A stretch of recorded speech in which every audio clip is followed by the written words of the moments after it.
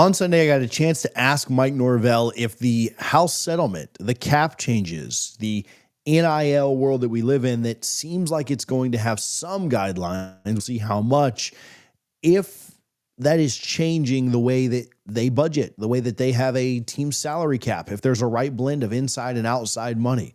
I want to play his answer. I want to share a few updates. I actually have 2 clips in this one because he gave a follow-up that I thought was really interesting, but let's let you listen to that first. I think when you look at, for everything that we're hearing and, when it comes to if there, the cap and how that will be, and then, for any of the outside, third party deals, where there would be, really, I say checks and balances, in a sense of, to what those deals are. And, obviously guys will be able to go out there and earn, whatever opportunities, can be provided, but to be able to have a little bit of understanding through Deloitte and what they will do, it's going to be I think it will be still up to each end of it, each football program, each athletic department, to where they disperse and those funds. But I mean, it definitely will bring everything I think to a more comparable situation, based off the university, but just big picture as within college athletics, I think it'd be a good thing. I mean, so I had asked him about how it had changed things for them, what their cap might look like. I referenced some of the massive numbers that we've heard, 35 to 40 million. And so he didn't really answer my question on how it's impacting Florida State specifically. I don't know if that's because Florida State just doesn't want to be open about, what they need. We've heard some coaches say, hey, I need about X to have a competitive roster, Fran Brown and others. He didn't really answer my question. I will say his answer was very aligned with what we've heard from Michael Alford, both on this show and in other situations. Alfred has talked about this at ACC meetings. We did a video on that. I will say he's very aligned there, and it doesn't surprise me that Mike kind of danced around it a little bit, and doesn't give me a ton of hope that Florida State's going to go out there. And I know they don't have the ability to overspend like an Ohio State or like a Miami even, or like a Florida or Texas Tech. I know they don't have that ability to have a $40 million roster, but it does give me some concern, and I've continued to echo this, that Florida State doesn't seem like they're too keen on spending too much over what the cap is. Will anyone be spending over what the cap is? I tend to still think yes. Others at Florida State tend to think that the cap will actually align things. In fact, Monday night, we got some news from Ross Jillinger that makes me feel a little bit better about his answer. He said, in a stunning move, the power conferences have drafted a contract that would bind schools to a new enforcement rules and require them to waive the right to sue over decisions. Schools not signing may risk conference eviction. The document, described as affiliation or membership agreement, is not finalized, but a draft of the contract has been distributed to dozens of schools, presidents, general counsel, and athletic directors, some of whom pushed back against the concepts, which are now being refined. The document is meant to be signed by all 70-plus power conference schools, as well as others opting into the settlement, as a way to bind the group and provide stability around the enforcement of rules, including the NIL Go clearinghouse and the LBI cap management system. What's all that mean? Well, if schools all opt into this and sign the agreement so that they're not kicked out of their conferences, they will be agreeing to the penalties that come with paying players outside of the cap. This has a lot of legal challenges. This is not a slam dunk by any means.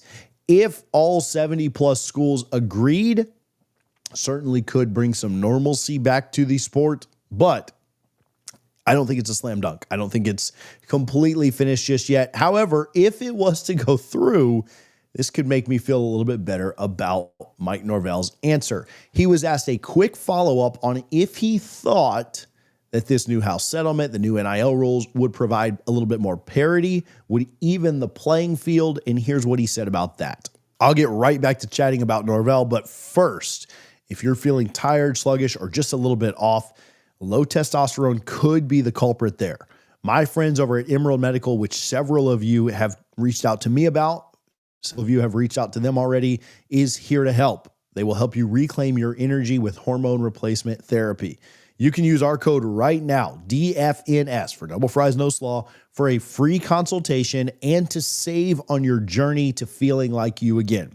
Their owner, Chris, is a huge Florida State fan and as well as an alum.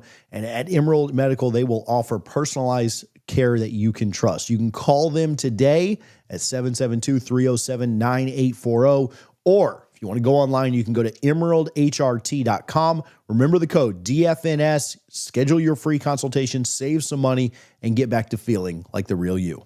I think it will, I think there's been some extremes and that have shown up, and obviously, as you look at this, if the cap, if and when the cap goes through the settlement, I think it is something that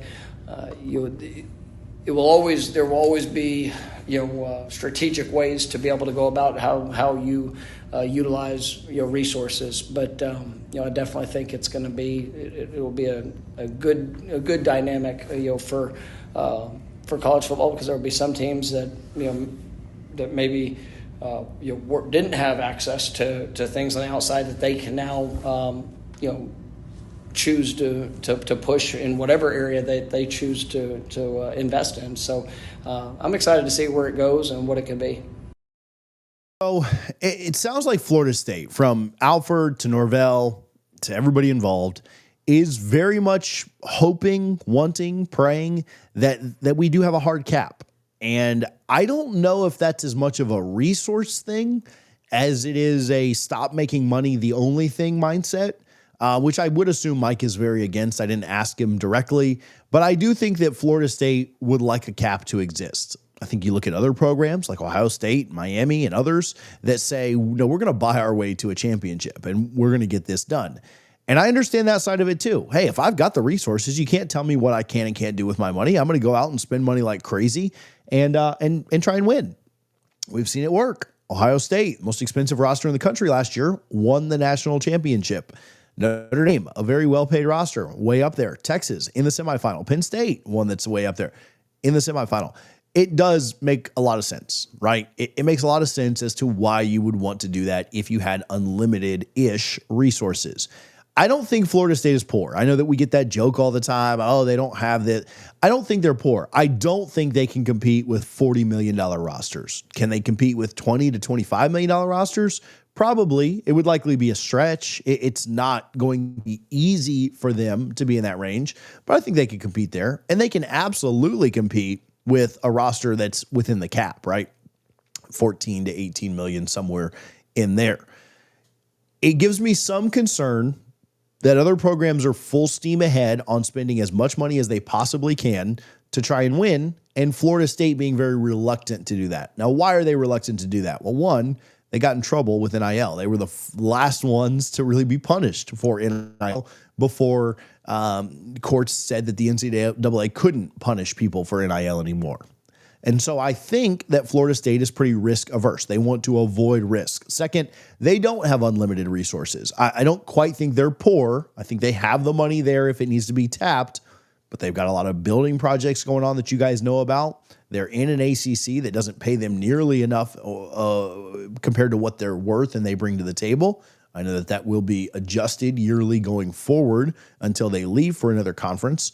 But I do think that Florida State has to be somewhat judicious about the way that they spend money. I also, like I said, think that Mike Norvell is very much against the money being the only thing mindset.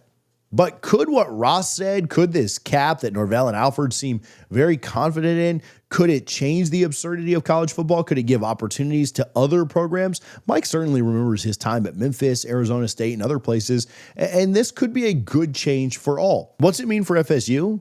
Well, it means that if there is a cap, there's the possibility that recruiters will need to shine through. It's not just a money thing anymore. That's either a good or bad thing for you guys based on Mike's track record. Obviously, recruiting has not been good enough. We spoke with him about that in another video. However, they are going to be one of the better funded rosters, like they were the last 2 or 3 years. But evaluations have to be better than they were for the 2024 season. You look at guys like TJ Ferguson, DJ Uiagalelei, Malik Benson, and others that were essentially non-contributors on last year's roster. That's got to improve. Just because you have the money doesn't mean that you're spending it wisely. Just because you have the money doesn't mean that you're going to automatically go out there and win.